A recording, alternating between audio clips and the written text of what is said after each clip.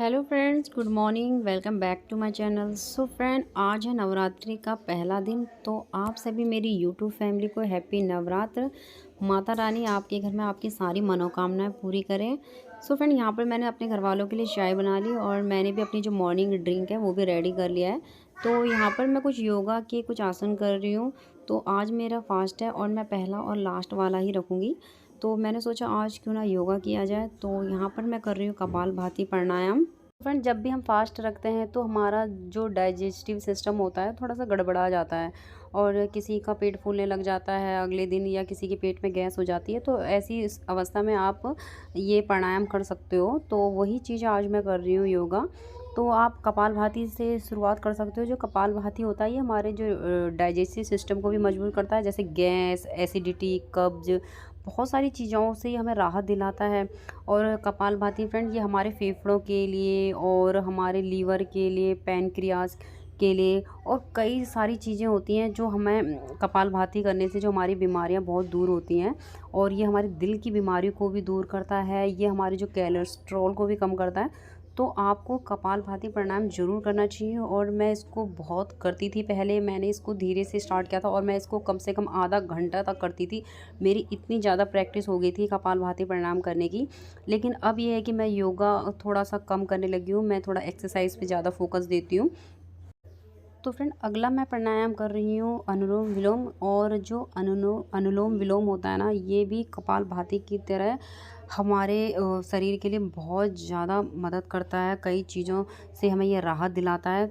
ये जो कप अनुलोम विलोम होता है ये हमारे फेफड़ों को शक्तिशाली बनाता है। और अगर आप अनुलोम विलोम डेली करोगे तो आपको सर्दी, जुकाम, कई ऐसी बीमारियां हैं जिनसे ये आपको बचाव करेगा। आपका जो हृदय होता है उसको मजबूत बनाएगा और आपकी मांसपेशियों में भी कई प्रकार की प्रॉब्लम आ जाती है उनमें भी सुधार करेगा। जिनका पाचन कमज़ोर होता है उनके पाचन तंत्र को भी मजबूत करेगा। और सबसे ज़्यादा ये हमें चिंता मुक्त देता है, हमें एकदम पीसफुल माइंड देता है। तो आप इसको ज़रूर से कीजिए। और ये हमारी जो शरीर की ऑक्सीजन की कमी होता है उसको भी पूरा करता है। इसको भी फ्रेंड मैं पहले स्टार्टिंग में कम करती थी, धीरे धीरे इसकी भी मैंने अपनी हैबिट बना ली थी। इसको भी मैं कम से कम आधा घंटा ज़रूर करती थी। और जब मेरी नई शादी हुई थी उन दिनों में मैं एक्सरसाइज कम करती थी क्योंकि मेरा जो वेट था वो ठीक था। मैं बस सिर्फ ये प्राणायाम ही ज़्यादा करती थी। मैं कपालभाति, अनुलोम विलोम, ऐसे सूक्ष्म जो व्यायाम होते हैं उन पे मैं ज़्यादा फोकस करती थी और मुझे काफ़ी इनसे फ़ायदा हुआ था। मुझे माइग्रेन की प्रॉब्लम थी, तो ये मैंने प्राणायाम किए थे तो मेरे माइग्रेन का प्रॉब्लम काफ़ी हद तक दूर हो गया था। आज मुझे बिल्कुल भी सर दर्द नहीं होता। तो आप ज़रूर से इन प्राणायामों को अपने डेली में शामिल करें तो आपको इनसे काफ़ी फ़ायदा मिलेगा। और साथ के साथ आज जो आपके फेस पे एक अलग चमक सी आएगी। तो फ्रेंड, अब यहाँ पर मैं कर रही हूँ बटरफ्लाई आसन। और जो बटरफ्लाई आसन होता है ना फ्रेंड, इसके भी काफ़ी ज़्यादा फ़ायदे होते हैं। इसको करने से जो आपका पीठ में, अगर किसी का भी पीठ में दर्द होता है तो उससे राहत दिलाता है। इसके अलावा ये हमारे मसल्स का जो तनाव होता है उसको भी दूर करने में बहुत मदद करता है। और फ्रेंड, कई लेडीज़ होते हैं उनके जो पीरियड्स होते हैं वो ठीक टाइम पे नहीं आते हैं और कभी कम ज़्यादा इस तरह के होते हैं।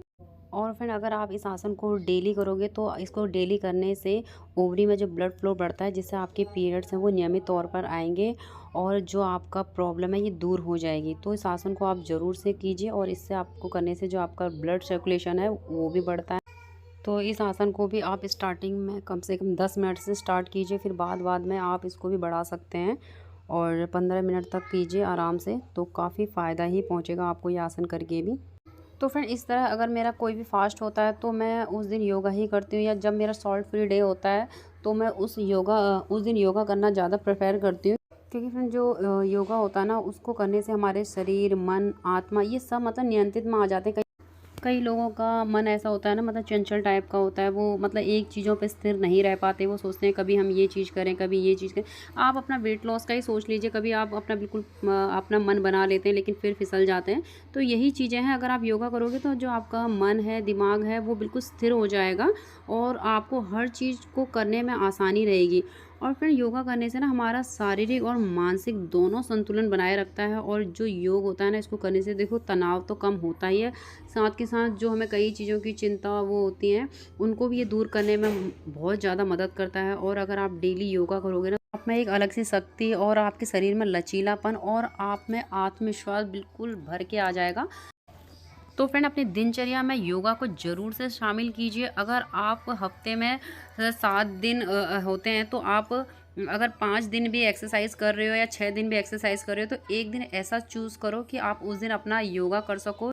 तो फ्रेंड यहाँ पर मेरे योगासन हो चुके हैं और मैं अब हल्की फुल्की एक्सरसाइज कर रही हूँ और अभी सुबह के कम से कम 5:30 या 6 बज रहे होंगे, क्योंकि मैंने घर वालों को चाय तो दे दी थी। मैंने सोचा मैं अपनी एक्सरसाइज कर लेती हूँ, क्योंकि बाद में फिर मैं अपनी पूजा पाठ और उसमें लग जाऊँगी, मुझे मंदिर भी जाना है। और आज नवरात्रि का पहला दिन है तो मेरा फ़ास्ट है, क्या पता मुझे बाद में टाइम ना मिल पाए, इसलिए मैंने सुबह ही अपनी जल्दी से अपना एक्सरसाइज भी कंप्लीट कर लिया यहाँ पर। तो फ्रेंड मैंने तो नवरात्रि का सिर्फ मैं पहला और लास्ट ही फ़ास्ट रखूँगी। तो मैं आपको अपना पूरा डाइट दिखाऊंगी आज का दिन का। वैसे मैं फ़ास्ट में ज़्यादा कुछ लेती नहीं हूँ, मैं सिर्फ चाय या कुछ फ्रूट्स ही लेती हूँ। उसके अलावा हम नमक का यूज़ नहीं करते बिल्कुल भी, चाहे वो व्रत वाला ही क्यों ना हो, सेंधा वाला नमक क्यों ना हो। हम सिर्फ एक टाइम का खाना खाते हैं और उसके बाद हम अपना रात में व्रत खोल लेते हैं। और कैसा है मेरा व्रत का डाइट प्लान वो मैं आपके साथ ज़रूर से शेयर करूँगी। तो आप भी अपने हेल्थ का ध्यान रखिए व्रत में, क्योंकि कईयों को बीपी की प्रॉब्लम आती है। तो कुछ ना कुछ थोड़ा बहुत अपना वो खाना लेते रहें। तो यहाँ पर मैं लास्ट में अपना ओम का उच्चारण कर रही हूँ। तो फ्रेंड आप लोगों को पता ही होगा कि ओम का उच्चारण जो होता है वो सकारात्मक ऊर्जा का संचार होता है। इसको करने से ना मतलब अपने हमारे दिमाग में ऊर्जा का एक अलग से मतलब सकारात्मक संचारण होता है। तो फ्रेंड अगर आप अपने आप में ना एकाग्रता नहीं कर पाते हैं तो आप ओम का उच्चारण करिए। इससे आपको बहुत ज़्यादा फ़ायदा होगा, क्योंकि ओम के उच्चारण जो होता है वो हमारे मानसिक और शारीरिक तनाव को तो दूर करता ही है। साथ में जिस जिन लोगों को नींद ना आने की प्रॉब्लम होती है उससे भी ये हमें मतलब राहत दिलाता है। इसलिए फ्रेंड आप लास्ट में ओम का उच्चारण ज़रूर से कीजिए। तो फ्रेंड यहाँ पर मेरी पूरी एक्सरसाइज कंप्लीट हो गई है और अब मैं पी रही हूँ यहाँ पर गर्म पानी। तो आपको सुबह गर्म पानी ज़रूर पीना है खाली पेट। आप चाहो तो अपना अजवाइन का पानी या जीरे का पानी पी सकते हो, लेकिन अगर आपका व्रत है तो आप सिंपल जैसा आपके व्रत में करते हैं उस तरह का आप यूज़ कर सकते हो। तो मैं काफ़ी देर पहले गर्म पानी लेके आई थी, तो मैंने इसको रूम टेम्परेचर पानी दिया। तो यहाँ पर अब मैं पी रही हूँ। जब तक मैंने योगा किया तो ये रूम टेम्परेचर पर आ गया। तो इसको भी आपको सिप सिप करके पीना है, किसी भी जल्दबाजी नहीं करनी है। तो फ्रेंड योगा कंप्लीट करने के बाद यहाँ पर मैं अपने घर के जो सुबह के हमारे डेली काम होते हैं वही मैं काम निपटा रही हूँ। मैं यहाँ पर झाड़ू पोछा दोनों लगा लूँगी, क्योंकि उसके बाद मुझे मंदिर जाना है। और मैं सोच रही हूँ सुबह जितनी जल्दी मैं मंदिर हो आऊँ उतना अच्छा है, क्योंकि जो मेरा बेबी है वो भी इस टाइम पे सोया रहता है। तो मैं जल्दी से जल्दी अपने सारे घर के काम निपटा लेती हूँ, ताकि उसके जगने से पहले मैं पूरे काम निपटा लूँ। और उस अपने नहाने के बाद फिर मैं उसको भी नहला देती हूँ, और उसको भी अच्छा लगता है मंदिर जाना। तो फिर मैं उसको भी यहाँ पर रेडी करके अपने साथ उसको भी मंदिर ले जाऊँगी। तो यहाँ पर मेरे झाड़ू पोछे दोनों कंप्लीट हो चुके हैं। मंदिर की सफाई तो हमने कुछ दिन पहले ही कर ली थी, लेकिन मैं फिर भी मंदिर में भी मुझे झाड़ू और पोछा लगाना है। और मंदिर का मैंने जो झाड़ू और पोछा अपना अलग सेपरेट बना रखा है भगवान का। तो यहाँ पर मैं मंदिर में आ गई थी और मैं नहा चुकी थी। उसके बाद ही मैं मंदिर की सफाई करने के लिए आई हूँ, और मैंने यहाँ पर मंदिर की भी सफाई कर ली। मंदिर में भी मैंने झाड़ू और पोछा दोनों लगा दिए थे। और फिर नवरात्रि से एक दिन पहले मैं मार्केट से सामान लेके आई थी नवरात्रि का। तो मैं माता की चुनरी लेके आई थी, नारियल लेके आई थी, और छोटा मोटा जितना भी माता का जो श्रृंगार होता है वो लेके आई थी, क्योंकि ये श्रृंगार मैं मंदिर में जाके चढ़ा के आऊँगी। और पंचमेवा लेके आई थी। तो यहाँ पर मैं वही नारियल निकाल रही हूँ। तो मैं इसको एक कलश में पानी भर के इसकी स्थापना कर दूँगी नारियल की। तो मेरे जैसे घर में पहले से चलता आया मैं वही करती हूँ जो मेरी मम्मी ने मुझे बताया है। तो यहाँ पर देखिए पूरा मंदिर ऑलरेडी मैंने पहले ही साफ़ कर चुकी हूँ। तो मैंने यहाँ पर दिया भी जला दिया है। तो फ्रेंड मैं यहाँ पर आपको थोड़ा क्लिप दिखाऊंगी, क्योंकि जो पूजा होती है वो हम कैमरे के सामने बिल्कुल शूट करके नहीं कर सकते। कैमरा हाथ में लेके पूरा ध्यान फिर हमारे रिकॉर्ड करने में ही जाता है। तो फिर मैंने वो चीज़ें आपके सामने शेयर नहीं करी। और यहाँ पर मैं अपने लिए चाय बना के ले आई थी, और मैं मंदिर होके भी आ गई थी। उसके बाद ही मैंने ये पहली चाय ली। तो आप चाहो तो यहाँ पर दूध भी ले सकते हो, लेकिन अगर आपको गैस वैस की प्रॉब्लम है तो आप दूध अवॉइड करके चाय ले सकते हो, या आप फ्रूट ले सकते हो। और उसके बाद ये मेरा बेबी भी इसको पता नहीं जी नहीं भरा मंदिर में आने के बाद, ये फिर इसका पूजा करने का मन हो गया था। तो यहाँ पर मंदिर में चला गया और घंटे बजाने लगा। और ये पहले भी आप लोगों को देखा ही होगा वीडियो में कि अपनी नानी के साथ पूजा करता था, मंदिर जाता था। तो इसको भी बहुत ज़्यादा शौक़ है इन चीज़ों को करने का। और यहाँ पर ये फूल चढ़ा रहा है अपनी तरफ से भगवान जी को।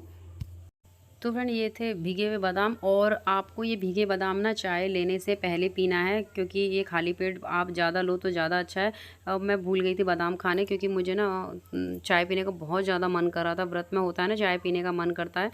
तो मैंने फिर चाय पीने के कम से कम आधा 1 घंटे बाद ही ये बादाम लिए थे।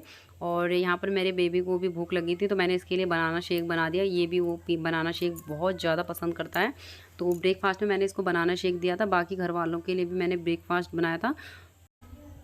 और फिर उसके बाद दिन में मैंने यहाँ पर फ्रूट्स लिया, और घर में केले ही थी तो मैंने यहाँ पर केले लिए। मैंने यहाँ पर 2 केले लिए। और आपके घर में अगर कोई भी फ्रूट्स है, संतरा है, सेब है, अनार है, तो आप उस तरह का अपना दिन का खाना ले सकते हो। और फिर उसके बाद यहाँ पर मैं अपने कपड़ों की तह लगा रही हूँ, क्योंकि व्रत में बोलते हैं सोते नहीं हैं। तो वैसे भी मुझे दिन में नींद नहीं आती। मैं मेरे जितने भी और काम बचते हैं मैं वो इस टाइम पे निपटा लेती हूँ। और जो मेरा बेटा है वो भी दिन में सोता नहीं, क्योंकि वो सुबह के वक्त सो जाता है, और तो वो मुझे वैसे भी सोने नहीं देता।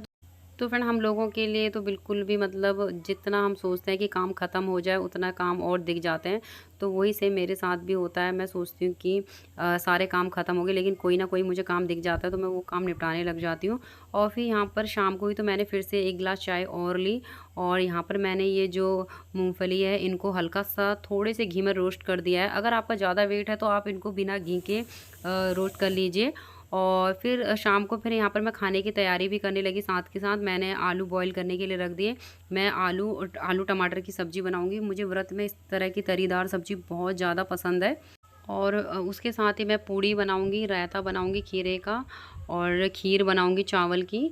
तो ये सब मैं अपनी चाय पीने के बाद स्टार्ट कर दूँगी। तो फ्रेंड, यहाँ पर शाम के मैं 6 बजे खाने की तैयारी पे लग गई थी। तो मैंने आज व्रत है तो मैंने सिर्फ टमाटर ही काटे, क्योंकि व्रत में वैसे भी लहसुन प्याज नहीं खाते। तो मैं यहाँ पर टमाटर का ही तड़का लगाऊँगी।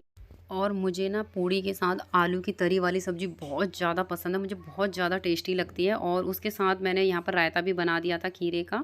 और फिर यहाँ पर दूध में भी मैंने बॉईल करके इसमें चावल डाल दिए थे। और चावल की खीर तो मुझे बहुत ज़्यादा पसंद है। और फिर मैं उसके बाद आटा भी लगा दूँगी। तो मैंने यहाँ पर आटे में थोड़ा सा अजवाइन और नमक डाल के, थोड़ा सा ऑयल डाल के मैंने इसका एक डो बना लिया। तो मैं इसे कुछ देर के लिए रेस्ट के लिए दूँगी, तब तक यहाँ पर मेरी खीर आधी बन चुकी है।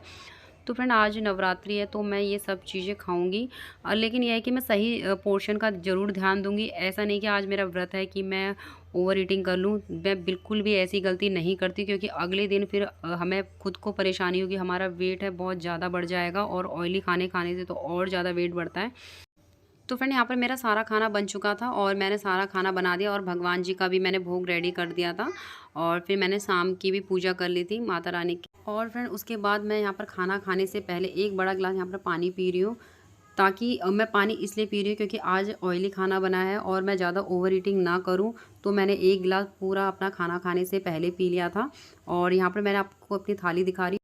तो यहाँ पर मैंने 2 पूड़ी लिए हैं, रायता लिया है, 1 कटोरी सब्जी, और 1 छोटी कटोरी मैंने खीर का लिया है। यही मेरा पूरा खाना है रात का। तो फ्रेंड, ये था मेरा नवरात्रि का पूरा डाइट प्लान। कैसा लगा आपको कमेंट बॉक्स में ज़रूर बताना। और इसी के साथ वीडियो का एंड करती हूँ। वीडियो अच्छी लगती है वीडियो को लाइक शेयर सब्सक्राइब जरूर करना। मिलती हूँ अगली वीडियो में, तब तक के लिए बाय, टेक केयर।